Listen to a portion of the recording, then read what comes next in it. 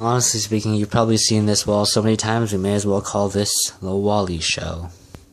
Da-dum-bum. But recently I haven't been vlogging very much. And the reason for this is because I've either been living in the library, or I've been relaxing after living in the library. So I haven't exactly had much time to do anything besides work or research.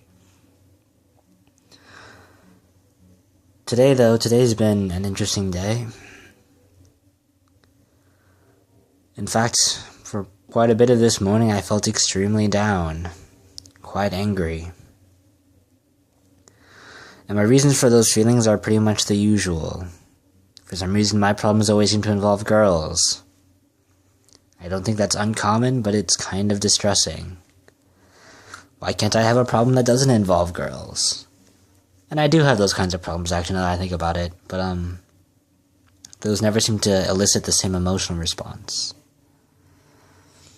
And I'm not sure if it's the same thing for you guys, but I've noticed that my emotions are kind of tied to my physical state in a lot of ways.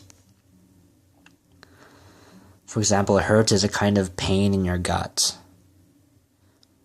Depression or sadness is a kind of pressure. A constant kind of pressure that sort of pushes you down everywhere, squeezes you into nothingness in some ways. I had an interesting thought a long time ago when I realized this. Namely, so what happens if you anesthetize? I'm not sure if I'm pronouncing that correctly, but what happens if you do that to someone?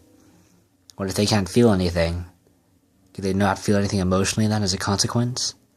Or are those feelings just really, really dulled, and you just imagine them in an abstract way? And it's a weird thing to think about. A lot of the time I wish I wasn't so down, I wish I wasn't so angry. And I still wish I wasn't so down and I wasn't so angry. Because sometimes I imagine how much I could do if I wasn't so down and wasn't so angry. And the reality is that I could probably do an awful lot. For some reason I still feel this sense of abandonment, instability, and it's hard to build something. It's hard to make something of yourself, I suppose, if you're kind of swamped with these ideas of inadequacy, of being hurt or left behind by people.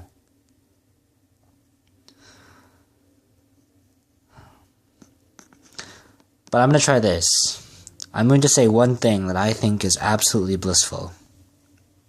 And you don't have to say anything, you don't have to comment anything, because I don't think anyone really comments on my videos, except for one exception. Thank you, by the way. But I'm going to try this. I'm going to say one thing that I find blissful, and hopefully you can think of one thing as well that you really enjoy. Here's my thing. Waking up late on a Monday morning and finding out you don't have classes that day. And number 2, just because I feel like giving an extra one, is studying for any subject in bed while listening to Gershwin's Rhapsody in Blue. Those are 2 amazing things. So thank you guys, hope you're having an amazing time of day, and I'll talk to you guys next time.